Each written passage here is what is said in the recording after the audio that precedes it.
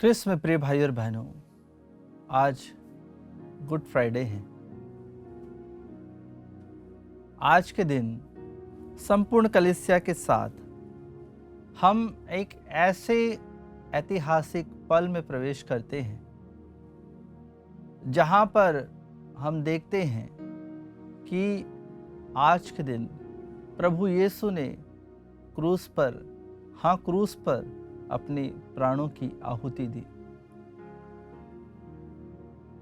प्रभु के मरने के पूर्व क्रूस शापित माना जाता था। यहूदियों के द्वारा, फरीसियों के द्वारा जब लोग देखते थे क्रूस को तो वे देखना पसंद नहीं करते थे। उस समय विशेष रूप से उन राजद्रोहियों को, उन डाकुओं को मारने के लिए क्रूस का उपयोग किया जाता था। और जब लोग उस रास्ते से गुजरते थे तो वे देख नहीं पाते थे। लेकिन आज पूरा संसार हम देखते हैं कि क्रूस की ओर देख रहा है, जहां पर संसार के मुक्तिदाता टंगे हैं। और इस एक व्यक्ति के द्वारा जो ईश्वर होकर भी मनुष्य बना, जो ईश्वर होकर भी अपने प्राणों की आहुति हम सभी के लिए दी, जो हमने जीवन खो दिया था आदम के द्वारा, आज हमें नया जीवन दे रहे हैं प्रभु यीशु क्रूस के द्वारा। जी हाँ कृष्ण प्रिय भाई और बहनों, यह क्रूस आज हम सभी के लिए मुक्ति का चिन्ह बन गया है। हम देखते हैं कि बहुत सारे लोग क्रूस को पहनना चाहते हैं, क्रूस को अपने जीवन में रखना चाहते हैं, और वे जानते नहीं कि यह क्रूस क्यों उपयोगी है, क्यों महत्वपूर्ण है। आज हर एक युवा को जानना है कि जो गले में आप जो क्रूस पहने हुए हैं, उस क्रूस का उद्देश्य क्या है, वह क्रूस हमें कहाँ ले जाता है, उस क्रूस पर कौन टंगा था। एक जब छोटा बच्चा पूछता है कि वो क्रूस पर टंगा हुआ व्यक्ति कौन है, तो आज आपको बताने की जरूरत है। अपने दोस्तों को बताइए कि वह क्रूस पर टंगा हुआ व्यक्ति प्रभु यीशु है। वह क्रूस पर टंगा हुआ हमारा ईश्वर है, हम सभी का ईश्वर है, इस पूरी मानव जाति का ईश्वर है। हर धर्म, हर जाति के लोग, हर एक रंग के लोग, सभी के लिए प्रभु यीशु ने अपने प्राणों की आहुति दी। यह ईश्वर केवल एक धर्म का ईश्वर नहीं, यह पूरी मानव जाति का ईश्वर है। जी हाँ कृष्ण प्रिय भाई और बहनों, हम सब कहते हैं कि आज गुड फ्राइडे है, पवित्र शुक्रवार है और दुख भोग का दिन है। बहुत सारे लोग उपवास प्रार्थना कर रहे हैं, लेकिन फिर भी हम कहते हैं कि आज गुड फ्राइडे है। गुड क्या है इसमें? लोग कहते हैं कि इसमें अच्छा क्या है, तो इसे गुड फ्राइडे क्यों कहते हैं? इस दिन तो प्रभु यीशु की मृत्यु हुई थी, तो इसे गुड क्यों कहा जाता है? इसे इसलिए कहा जाता है क्योंकि आज प्रभु यीशु ने एक नया जीवन दिया है। लोगों के जीवन में प्रभु आए हैं, उनके मन में प्रभु आए हैं, उनके जीवन को प्रभु ने स्पर्श किया है। यूहन्ना के सुसमाचार अध्याय 4 पद संख्या 34 में प्रभु का वचन कहता है, इस पर ईसा ने उनसे कहा, जिसने मुझे भेजा है उसकी इच्छा पर चलना और उसका कार्य पूरा करना, यही मेरा भोजन है। जी हाँ कृष्ण प्रिय भाई और बहनों, प्रभु ने तो अपने कार्य को पूर्ण करने के लिए किसी भी हद तक वे जाने को तैयार थे।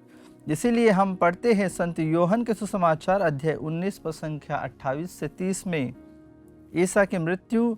तब ईसा ने यह जानकर कि अब सब कुछ पूरा हो चुका है, धर्मग्रंथ का लेख पूरा करने के उद्देश्य से कहा, मैं प्यासा हूँ। वहाँ खट्टी अंगूरी से भरा एक पात्र रखा हुआ था। लोगों ने उसमें एक पंचोक्ता डुबाया और उसे जूफे की डंडी पर रख कर ईसा के मुख से लगा दिया। ईसा ने खट्टी अंगूरी चख कर कहा, सब कुछ पूरा हो चुका है और सिर झुकाकर प्राण त्याग दिए।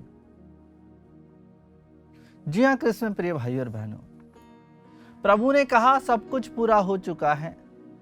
33 वर्ष की उम्र में अगर हम देखें किसी युवा को, हम उससे पूछे कि भाई तेरे जीवन में सब कुछ पूरा हो गया है, तेने सब कुछ कमा लिया है, तो कहेगा कि नहीं, अभी जीवन में बहुत कुछ करना बाकी है। उसे शादी करना है, उसके बच्चे होना है, उसका भविष्य बनाना है, उसे घर खरीदना है। लेकिन प्रभु यीशु कहते हैं कि उसके जीवन में सब कुछ पूरा हो गया है। सब कुछ पूरा हो गया है। सब कुछ मतलब उसमें सब कुछ आ जाता है, क्योंकि प्रभु ने हम सभी को बचाया है। इसीलिए आज एक अच्छा शुक्रवार है जहाँ पर लोग प्रभु के पास जाते हैं, प्रभु को पहचानते हैं और प्रभु को महसूस करते हैं अपने जीवन में कि प्रभु ने इतनी कम उम्र में कैसे इतने महान कार्य किए, कैसे लोगों के जीवन को स्पर्श किया, उनके हृदयों को स्पर्श किया, उनके हृदयों के ऊपर राज किया। कृष्ण प्रिय भाइयों और बहनों, हम पढ़ते हैं रोमियो के नाम पत्र में अध्याय 5 पद संख्या 9 में, जब हम मसीह के रक्त के कारण धार्मिक माने गए तो हम निश्चय ही मसीह द्वारा ईश्वर के दंड से बच जाएंगे। हम ईश्वर के दंड से कैसे बचेंगे?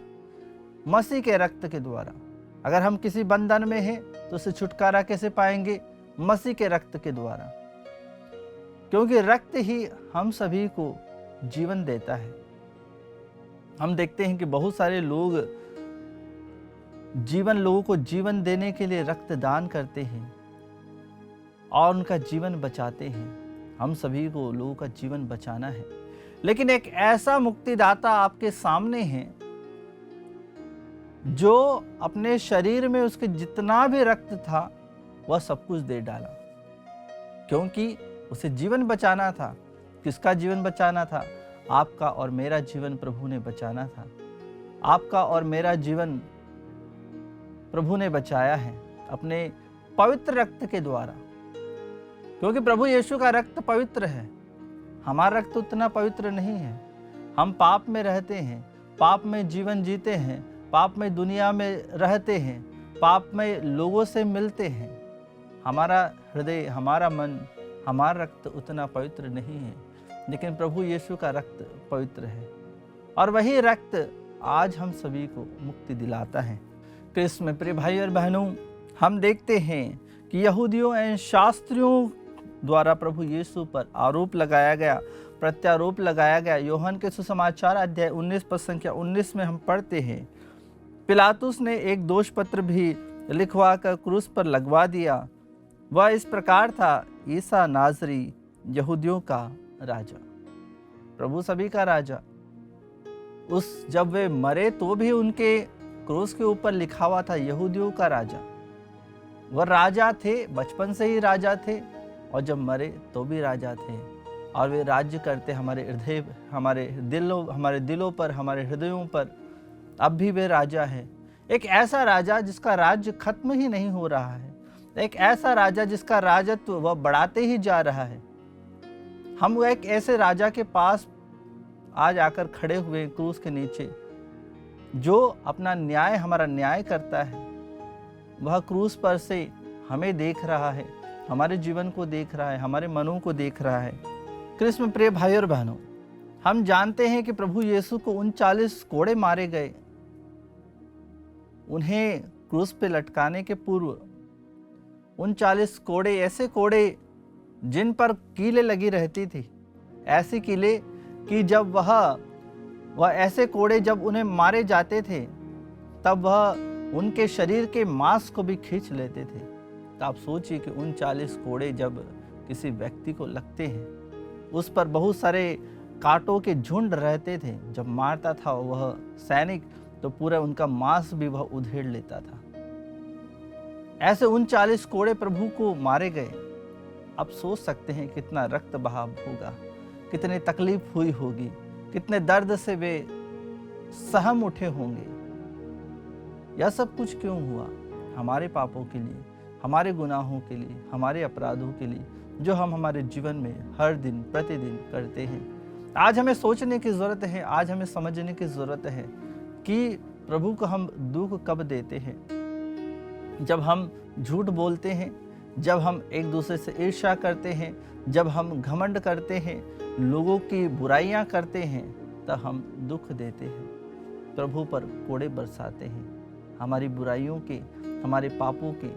हम उस समय प्रभु से दूर होते चले जाते हैं।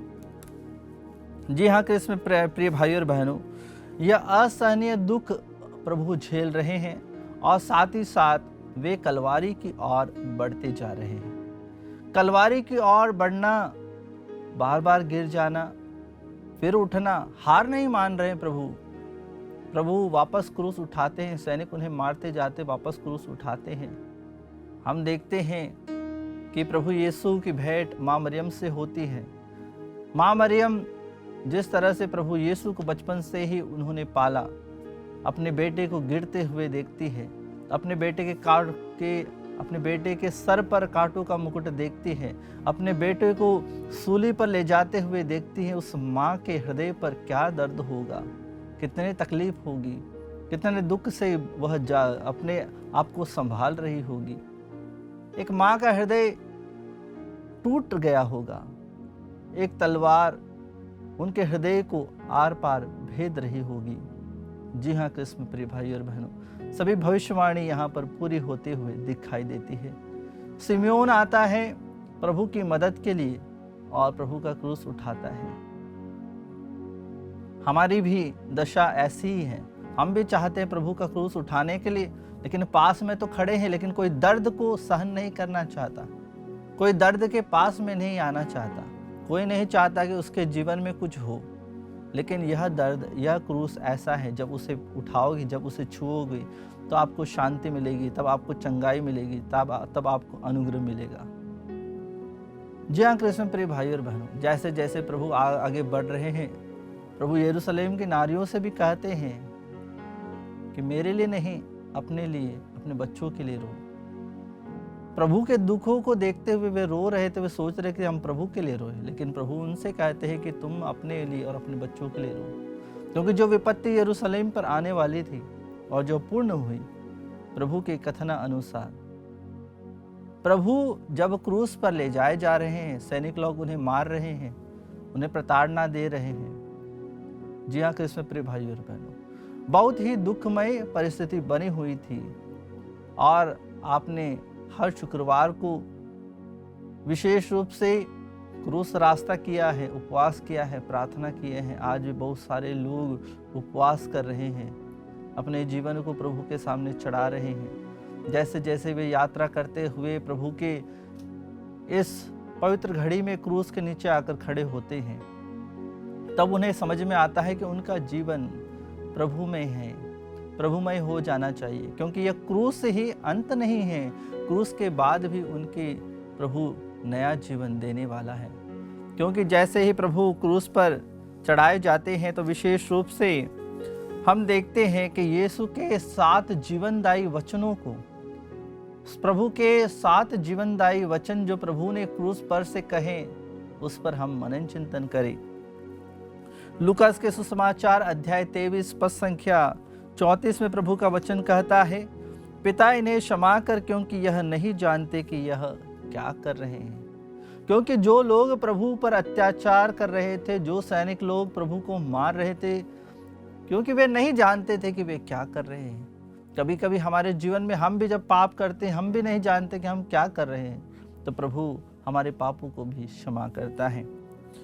प्रभु का दूसरा जीवनदायी वचन है लूकास का सुसमाचार अध्याय 23 पद संख्या 43 में प्रभु का वचन, प्रभु वहां कहते हैं, मैं तुमसे यह कहता हूं, तुम आज ही परलोक में मेरे साथ होंगे। उस डाकू को प्रभु कहते हैं, तुम मेरे साथ होंगे। अगर आप प्रभु पर भरोसा करेंगे कि प्रभु आपको मुक्ति देगा, प्रभु आपको जीवन देगा, तो प्रभु आप पर विश्वास करते हुए आपको प्रभु अपने स्वर्ग राज्य की ओर ले जाएगा। तीसरा वचन प्रभु का है यूहन्ना का सुसमाचार अध्याय 19 पद संख्या 26 और 27 में प्रभु कहते हैं, भद्रे ये आपका पुत्र है। इसके बाद उन्होंने उस शिष्य से कहा, यह तुम्हारी माता है। जी हाँ कृष्ण प्रिय भाइयों और बहनों, यहूदी परंपरा में ऐसा है कि कभी बड़ा पुत्र उसकी मृत्यु होने वाली रहती है तो वह अपनी माँ को किसी को सौंपता है। इसलिए सौंपता है कि वह उसका उत्तरदायित्व है कि अपनी माँ को वह संभाले, अपने पिता को वह संभाले। माँ मरियम क्रूस के नीचे बैठी हुई है, इसलिए वे अपने सबसे अजीज मित्र शिष्य को वह अपनी माँ को सौंपता है, यूहन्ना को सौंपता है। प्रभु के जीवनदायी वचनों में चौथा वचन है मत्ती का सुसमाचार अध्याय 27 पद संख्या 46 में, ईसा ने ऊंचे स्वर से पुकारा, एली एली लेमा सबक्तानी, अर्थात हे मेरे प्रभु, हे मेरे ईश्वर, तूने मुझे क्यों त्याग दिया। एक ऐसी परिस्थिति जहां पर प्रभु यीशु देख रहे हैं कि उनके साथ कोई भी नहीं है। एक ऐसी परिस्थिति जहां पर प्रभु देख रहे हैं कि उन्हें कोई संभालने वाला नहीं है, उन्हें कोई देखने वाला नहीं है। उस समय प्रभु अपने प्राणों को अपने पिता को सौंप रहे हैं। अपने जीवन को वे पिता के सामने पुकार कर कह रहे हैं कि तूने मुझे क्यों त्याग दिया। हम पढ़ते हैं पांचवा जीवनदायी वचन, हम पढ़ते हैं पांचवा जीवनदायी वचन यूहन्ना का सुसमाचार अध्याय 19 पद संख्या 28 में प्रभु यहाँ पर कहते हैं, मैं प्यासा हूँ, मैं प्यासा हूँ। आज दोपहर का समय है, बहुत सारे लोग खड़े हुए हैं। दोपहर का समय है, प्रभु क्रूस पर टंगे हुए हैं और चिलचिलाहटी और धूप है, बहुत ही चुभती हुई धूप। लोग अपने आप को बचा रहे हैं धूप से, लेकिन प्रभु निवस्त्र क्रूस पर टंगे हुए हैं। एक तरफ धूप है, एक तरफ दर्द है, एक तरफ पीड़ा है, एक तरफ प्यास है, एक तरफ उनको ऐसा महसूस हो रहा है कि सब कुछ आज मेरे जीवन में जो था वह पूरा हो गया है। और यह यकीनन प्रभु के जीवन में सब कुछ पूरा हो गया। और प्रभु कहते हैं कि मैं प्यासा हूँ, मैं प्यासा हूँ। प्यास का है कि आपके प्रेम की, प्रभु को किसी चीज़ की प्यास नहीं, प्रभु आपके प्रेम के प्यासे हैं, आपके जीवन के प्यासे हैं, आपके मन के प्यासे हैं कि आप प्रभु के पास आए। और छठा जीवनदायी वचन है यूहन्ना का सुसमाचार अध्याय 19 पद संख्या 30। प्रभु यहाँ कहते हैं, सब कुछ पूरा हो चुका है, सब पूरा हो चुका है। प्रभु कहते हैं सब पूरा हो गया है। हमारे जीवन में हम कभी नहीं कहते कि सब पूरा हो गया। लोग मृत्यु तक कहते हैं कि मुझे ये करना है, वो करना है, और बहुत सारी चीज़ें इकट्ठे करके रखते हैं, सोचते हैं कि बाद में करेंगे। बहुत सारी किताबें इकट्ठे करके रखते हैं, सोचते हैं बाद में पढ़ेंगे। बहुत सारे सामान लाकर घर में रखते हैं, सोचते हैं बाद में इसका इस्तेमाल करेंगे। लेकिन एक ऐसा समय आएगा कि मृत्यु आपके पास में खड़ी होगी और सब कुछ आपके सामने धरा के धरा रह जाएगा।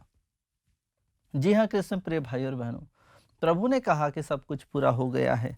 और प्रभु का 7वां जीवनदायी वचन है लूकस का सुसमाचार अध्याय 23 पद संख्या 46 में। प्रभु का वचन कहता है, पिता मैं अपनी आत्मा को तेरे हाथों सौंपता हूँ। पिता मैं अपनी आत्मा को तेरे हाथों सौंपता हूँ। हम सोचते हैं कि सैनिकों ने प्रभु के प्राण लिए, लेकिन प्रभु के प्राण कोई नहीं ले सकता, प्रभु को कोई नहीं मार सकता, क्योंकि जब तक ईश्वर स्वयं अपने प्राणों को न दे तो कैसे कोई उन्हें मार सकता है। इसीलिए प्रभु का 7वां जीवनदायी वचन कहता है, पिता मैं अपनी आत्मा को तेरे हाथों सौंपता हूँ। कोई प्रभु की आत्मा को नहीं ले सकता, कोई प्रभु से अपना जीवन नहीं ले सकता जब तक प्रभु स्वयं देना नहीं चाहे। हमारा प्रभु एक ऐसा प्रभु है जिन्होंने हमारे पापों के लिए, हमारे गुनाहों के लिए, हमारे अपराधों के लिए अपने प्राणों की आहुति हम सभी के लिए दी। यह वचन आपके दिलों में तब तक घर नहीं करेंगे जब तक आप उसे अपनाओगे नहीं, जब तक उसे मानोगे नहीं, और सच्चे तरीके से जब तक आप उसमें प्रवेश नहीं करोगे। प्रभु के दुख भोग में प्रभु के साथ में प्रवेश करना है, प्रभु के साथ साथ चलना है। कि जिस तरह से प्रभु ने क्रूस उठाया, जिस प्रकार से प्रभु ने गेत्सेमनी बारी में रक्त के साथ साथ पसीना बहाया, उसी तरह हमें भी प्रभु के साथ में रहना है, उनके दुख भोग में साथ में रहना है, और इसके साथ ही साथ हमें अनंत जीवन की ओर प्रवेश करना है। केवल हमें आज तक, इस दिन तक सीमित नहीं रहना है। आइए कृष्ण प्रिय भाई और बहनों, भक्ति के साथ, उमंग के साथ, और विशेष रूप से सभी दुखी पीड़ित लोगों को प्रभु के सामने चढ़ाएं, और प्रभु के इस पवित्र शुक्रवार को, गुड फ्राइडे के दिन, हम अपने जीवन को, हम अपनी आत्मा को, हम अपने हृदय को भी प्रभु के सामने समर्पित करें कि जीवनदायी क्रूस के द्वारा हमें भी मुक्ति मिले, हमें भी आशीष मिले, हमें भी अनुग्रह मिले, और हर एक पाप से हमें छुटकारा मिले। आमीन।